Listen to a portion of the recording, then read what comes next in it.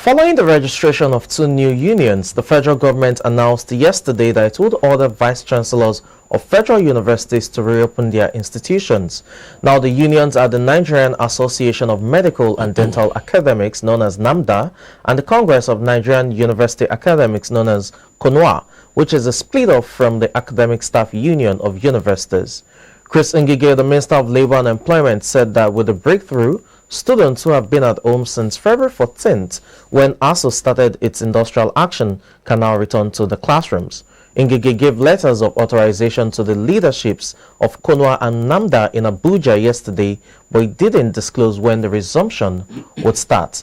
Now, to discuss this controversial move with me is still Dr. Diakade, a political technocrat. Thanks for staying with me. It's my pleasure. Still being with you, Samson. The first question would be, what was your reaction when you watched this or when you heard the news? How did it hit you? It didn't hit me at all. I just laughed. Okay. I laughed because in my dialect, they will say, okay. You know the meaning? Yes. That is, you don't sleep while your house is burning. You don't sleep while your house is burning. Do you understand? You don't pretend as if everything is all right. When you know that things are not all right, it is even better for you to pretend rather than adding more salt to the injury. Because the federal government has just added salt to the injury. Ask me how. Conua, I mean, what do they call themselves? Conua and Namda. How many are they? Exactly. That's the question. I was listening to Sumonu on another platform, and the presenter was asking him, "What is your population base?" He was sitting down with on that platform with another Asuu'S member. He said he's not ready to talk about it. Is this, is that? He was talking about how University of Calabar, yes, now sent letter to them sometimes ago that they want to be member of that place. The presenter now say, okay, University of Calabar, is it the VC of Calabar or the teachers in University of Calabar? He said he was not ready to say so that people will not come for his neck. Do you understand? The issue is this. I want the federal government to make their boost come to reality by asking that VC, vice chancellors, to reopen universities. And let us see. He was being asked, are you on strike? He said no. Are you in the classroom? No. He said no. So who is controlling who? He said, before he went on strike, he has completed his lectures for the students. Then go back to classroom. Let us see you. I mean, I don't know why we Nigerians, we always allow ourselves to be played against each other. Remember, this kind of thing also happened to NLC. It did. No, tell me, where is that functional NLC now? Where is government has already used you? You are not being dumped. Whatever government is about, whatever government now want to talk to NLC, who did they call? Is it that same Wabara? I mean, so why can't somebody like Sumonu learn from history? I mean, a university lecturer for that matter. What are you teaching? Okay. Well, sometimes it bothers me, it pains me that people like that, of that stature, cannot learn from history. Let's, it's a broad discussion, really. Let's take it one step at a time. It's apparent that, the federal government is, on the verge of moving past Asuu'S and trying to forge ahead. Can they move past Asuu'S? That's another discussion. But let's look at it this way. I would like to get your thoughts before, we continue. It's a digression a bit, but it's still within the education sector. And that has to do with, the president's speech at the NATS Anti-Corruption Summit and all of that, where he said, said ASU was also complicit in varsity, in the corruption within the varsity sector. Now let's look at that statement. ASU, and I mean, if the president is saying that, and the same day you have the Minister of Employment and Labor issuing certificate of registrations to rival factions, that spells clearly that the federal government is willing to move past ASU. So the question will be, what's your take? In a corrupt way. What's your in a corrupt way? What's your take about that? If federal government is accusing ASU of corruption, who exactly is institutionalizing corruption in this country? I don't know whether you read about is it 192 billion from Attorney General's office being covered by CCB? I don't know whether you read about it. It's in the news. All right. I don't know whether you read about those workers being paid through IPPS or whatever. Yeah, IPPS. And they are now talking about the alternative of UTAS. Yes, of the ASU. Yeah, UTAS. Do you get? So who among federal government and ASU that is perpetrating that heinous act of corruption? Who? You see, sometimes I mean, I think yesterday I was asking somebody on a platform, when you have corruption, that huge amount of money missing from office of the accountant general, when you have it, that one or recent one now in attorney general's office being covered by CCB.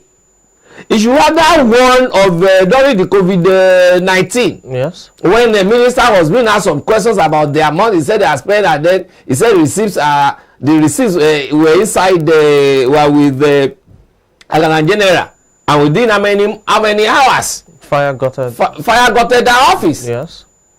And I asked that question, and nothing has been done on this. Are we now saying that the president himself is an accomplice?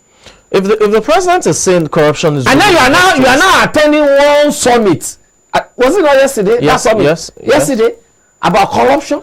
When you yourself, that corruption is on the tip of your nose. Let me get your thoughts. If the president is saying the varsity education sector is corrupt and ASU is complicit, I don't want to believe he's speaking in isolation. He probably has facts, or he's received some intel. So to what end can that statement or that assertion be credible to fight against ASU? Because we know quite well that just last week you had the Minister of Employment saying ASU hadn't remitted its financial statements over the last 5 years for auditing and all of that. Samson, I will not be among those that be hiding behind is a finger like this.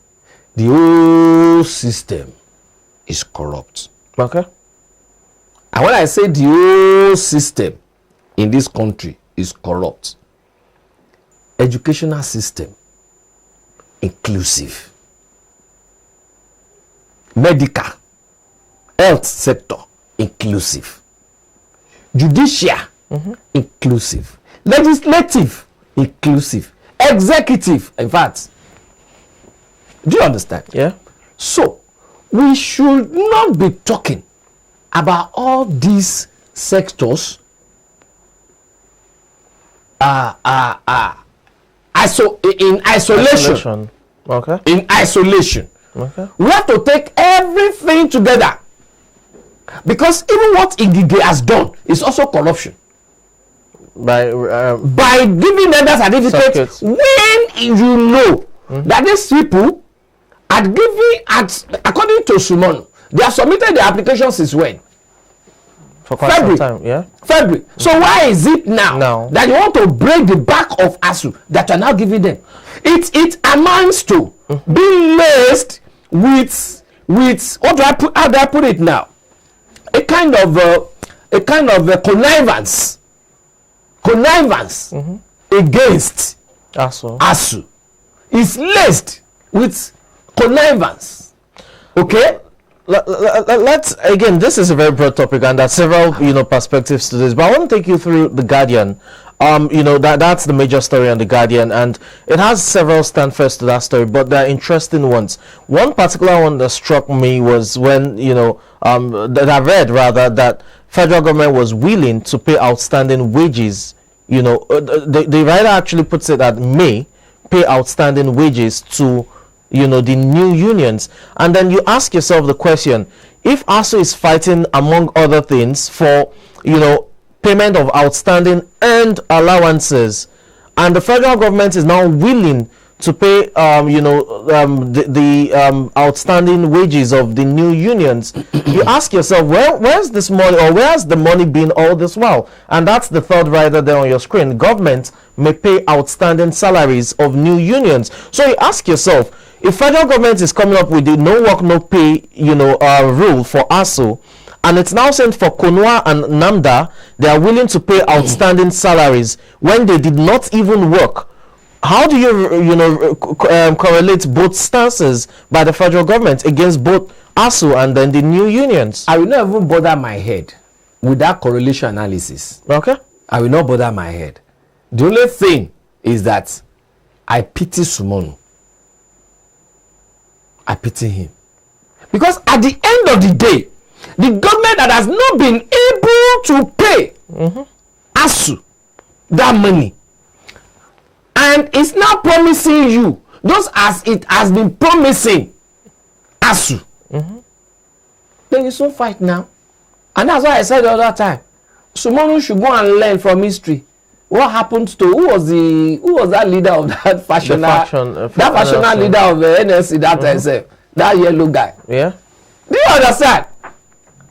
By that time, there wouldn't be any hurt that will accommodate him when the rain starts. Let's look at this issue of payment again, because it's ridiculous if the federal government can't pay ASUU for its earned allowances and is willing to pay salaries, outstanding salaries for the new unions. But here's the thing: remember the 2023 budget, we're spending about 6.3 trillion or so on fuel subsidy, and federal government was still saying 150 billion naira for ASUU. And do you know how much is being budgeted for fuel subsidy again now? Exactly, which surpasses the budgets for defense, health, education, combined.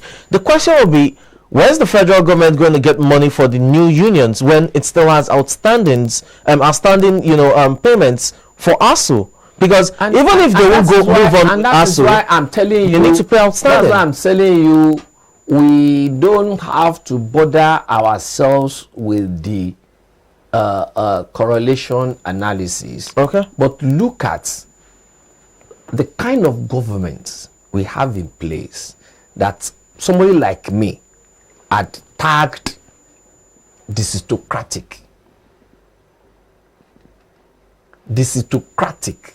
They do nothing other than to deceive. The government is just deceiving Sumonu. Okay. And I'm advising Sumonu as a friend and brother and a co-academician that he should retrace his steps.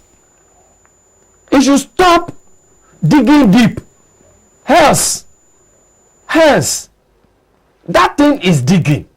By the time it consumes him, I mean, when you ride at the back of a tiger, don't forget that tiger, by the time it consumes you, you won't be able to get out from the stomach of the tiger, because that will be the end. Okay. What history, what legacy is he leaving for himself? Okay, let's delve back to the issue of the unions. Now that they've been issued, certificates of registration, how does this impact ASUU's fight going forward? Because it's obvious you now have rival, unions. ASUU has what it takes. The base, quite all right. What it takes to move on. With, because you see, why somebody like me is still supporting ASUU is because it is better to fight it now, once and for all. Okay. So that it will reoccur again. By the time the government now settles with you, they will know that yes, you have that capacity to move. Then, whatever might have been spoiled, you now start to rebuild them one after the other. Because either you like it or not, Nigeria itself, the ship of Nigeria, is at a sinking stage. Okay. And that is why in my independence broadcast to the nation on the 1st of October, viewers can Google it. It's there on the YouTube. Nigeria at 62, Dr. Dio Kayode. I said all hands now needs to be on the deck for us to sail back our ship to the shore. Okay. All right. Yeah. So what I'm saying is, Okay. we all, even including students, they shouldn't mind. I pity them honestly, but they shouldn't mind the sacrifice, because without the cross, there can't be the crown. Okay. Without the price, PRICE, there can't be the prize, PRIZE. Okay? Okay. We Nigerians, listen, my business can move forward now because it has the dollar aspect of it, and nobody can access dollar now because your politicians, they're already keeping the dollars for election. The parallel market saturated. Do you understand? You cannot even get to the bank and get enough dollar to do your business. So, but I know after this timeout, and this timeout is not going to be more than how many months now? 4 months. Another by May. Okay, I understand what you By May, there's going to be a change of party, either anybody likes it or not. Okay. Whichever party is coming up. Okay, Do you understand? So let us use this time to pay the price, to stay on the cross, so that at the end of the day, we can all wear the crown. Okay, we'll delve to the impact of these new developments, concerning other stakeholders like parents, students, and all. But still talking about ASUU, now that the new factions are on ground, it looks like the federal government is willing to probably negotiate with them and move on. Again, as I said, you have the stand first to the headline on The Guardian saying the federal government may, pay outstanding salaries for the unions, and that probably can lead them back to the classrooms. The question will be, sorry, Samson. Okay. Before you ask your question, you have to first of all find out in how many universities. I'm coming there. Conua and Namda, exactly. In how many universities are they operating for? How many members Even they have? in the universities that they are, how many members do they have there? I know. I will get there. As I said, it's quite a broad discussion. But let's look at ASUU now. This development, in terms of negotiation, I mean, it weakens their hands to some point, because it's obvious that really. Well, when I say really, it's obvious the federal government, I mean, through the Minister of Labour and Employment, is probably not willing to, change stance or yield some grounds in these difficult negotiations. Remember, the minister at one hand has had, issues with his fellow minister, that's of education, Adamu. So it's almost like you have Ngige on one hand against Adamu, and then ASUU on the other hand. Here's my question.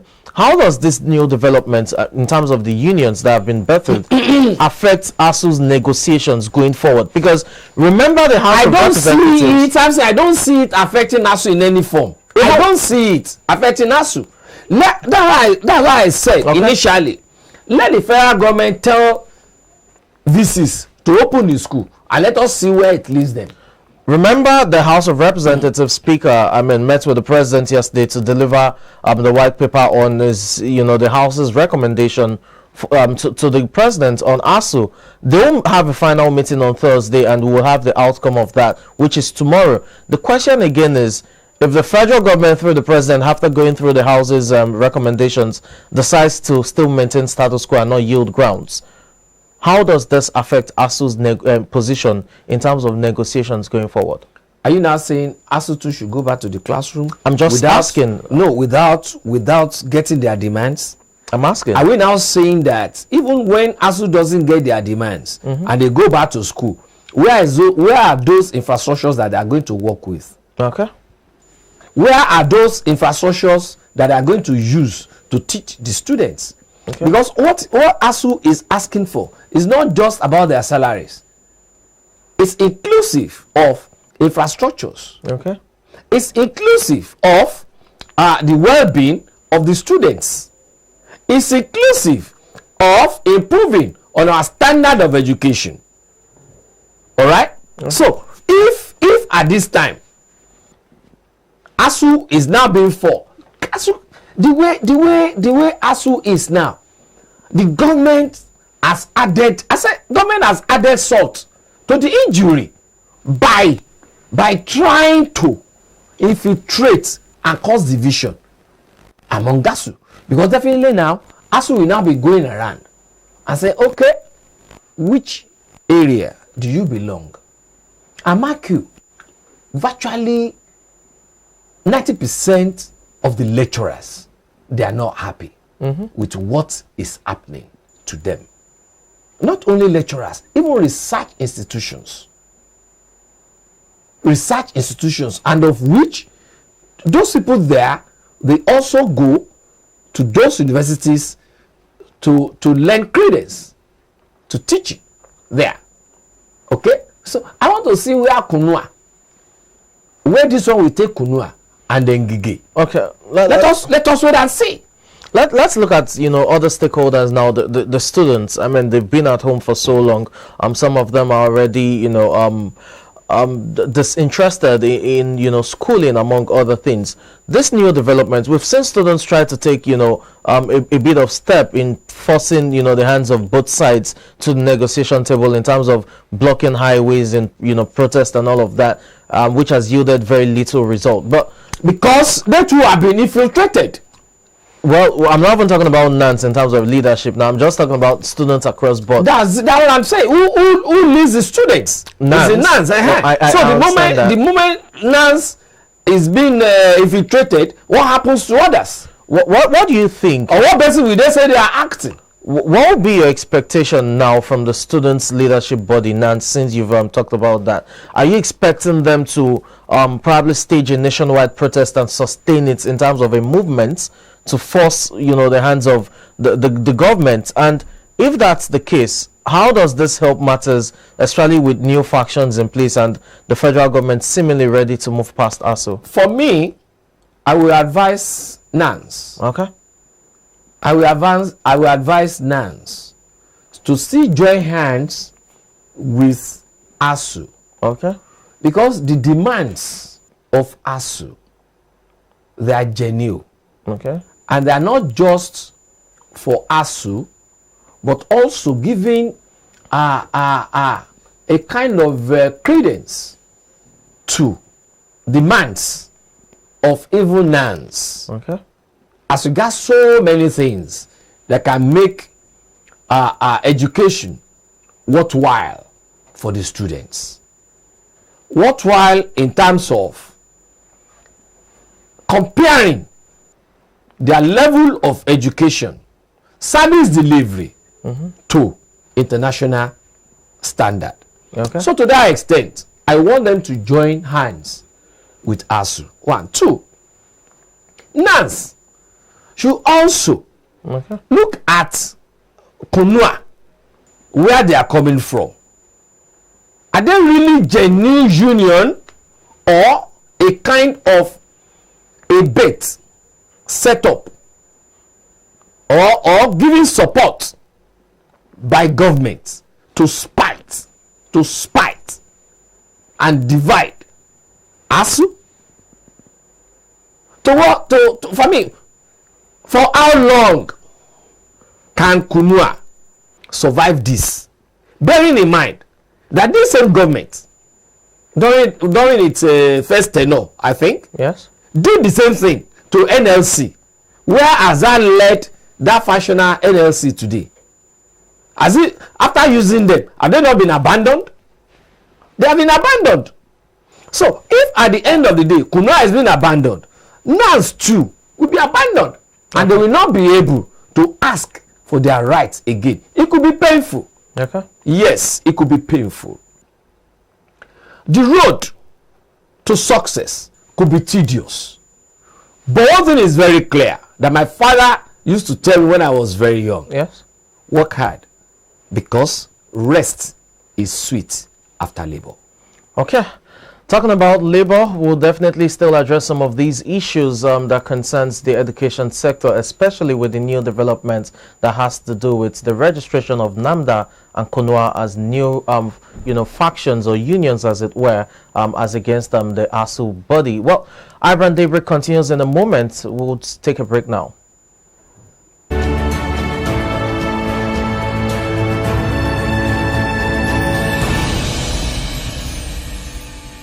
Thanks for staying with us. We're still discussing the issue of the rival factions issued certificates of registration by the Minister of Labour and Employment, Chris Ngige, yesterday in Abuja. That's Conua and Namda, respectively. Dr. Dare, just before the break, we spoke at length concerning how this doesn't, portend good signs for the, tertiary education. I would like to get your final thoughts, really. How does this development now not just affect also, or the students and possible resumption, but the tertiary education as a whole? I'm sure ASUP is somewhere also looking at, the developments. That's, the Academic Staff Union of Polytechnic, Now, they're also looking at it and they're wondering, okay, is this how the federal government wants to address our concerns? So how does this new development address tertiary education in Nigeria? You see, there's no doubt about it that it has taken tertiary education backwards. Okay. Backwards, seriously backwards. Because by the time this situation is settled, we definitely to be settled one day, it's going to be a total start over all again. Mark you, there are some students that just resumed. Okay. As undergraduates. Graduates, exactly. In the university then. I think about 2 JAM examinations have been undertaken. So there's a backlog. So there's a lot of backlog. We still don't know when this thing will end. And then when there is a backlog, even when we see the infrastructure we were managing then were not enough for those. But then what now happens? It's not going to be a higher percentage of infrastructure overstretch. The deficit, the infrastructural deficit of educational facilities is increasing. All right, to that extent, it doesn't portend a positive situation in the system. Just as is also happening in other systems within our nation. But Samson, I said something the other time. Yes. That viewers should go and listen to my independence broadcast this year. Nigeria at 62. Dr. Dayo Kaode. A lot of things are there. Somebody like me and some other people that I've decided to work with, we're not going to delve into problems again, rather solutions. Okay. We're going to be a kind of national systemic mediator, okay, in the coming dispensation. Because, for instance, Sumanu was being asked, okay, you are talking about you don't want to go on strike. What are the possible steps that need to be taken even when you don't want to go on strike again? He was talking about going to the round table, that even after war you still come to the round table with people that had been giving you promises and not fulfilling it. What next? So these are issues that myself and the team that I'm trying to come up with are going to be working on. Not just on the polity, but on the whole system as a whole. That this kind of a thing, this will be the last time it will happen in Nigeria. Not only in the education sector, in health sector, in agri sector, because we are going to come up with eggheads that will be working with hard facts and figures towards ensuring a workable and cohesive Nigeria. Just before we move to the next discussion, you talked about possible steps in solving this. You want to run us through them quickly? Possible steps now, especially now that we have rival factions. Yes, the issue is this. What are the facts and figures on ground to be able to move to have a realistic communique from that meeting? Is ASUU having the amount of money being generated in this country? Okay. How it's being disbursed? Okay. If you are asking for this, how possible is it for us to get it? I don't know whether you understand what I'm saying. I do. You must come up with hard. When I say hard, I mean hard facts and figures, not just facts and figures, that will be able to allow us to have a pragmatic and comprehensive solution to what is on ground. What the factors that were put together in 2009 to get to that agreement differs from the factors on ground now. So what we now need to do is look at what is on ground now. Look at what we're having in 2009. Juxtapose it together. Then how do we shift? How do we shift? Then why also doing that? There should be a kind of a third party that will also be at that meeting. Okay. That will also give their own or sincere contribution to it for us to move forward. Okay. So these and many others are what we are going to be coming up with, because either you like it or not, Nigeria is a nation already. Okay. It is history that you say you have Yoruba nation, you have Igbo nation, you have Hausa nation, you have that nation. Somehow the how do I put it, the forces of creation had brought us together, and it has to be so. Okay. How do we now as a people ensure that cohesion, that unity? It has to be worked out between you and I. Why is it that Samson is wearing beards and I'm not wearing beards? Does it remove anything from me as a man? Or does it add anything to you as a man? So how do we coexist on that? We need to work it out. We'll work it out, and hopefully we get it right when it comes to our tertiary institution, or tertiary education precisely, because right now it looks like there's no end in sight to the industrial action by ASUU. But tomorrow we should have some clarity. Remember, the House of Representatives will be meeting the president for the second time in about 3 days, and we should have clarity regarding a possible resolution to the industrial action by ASUU. Well, it's time to go on a breather now. I'm talking about a commercial break. One return, we'll be talking election matters. Please to stay with us.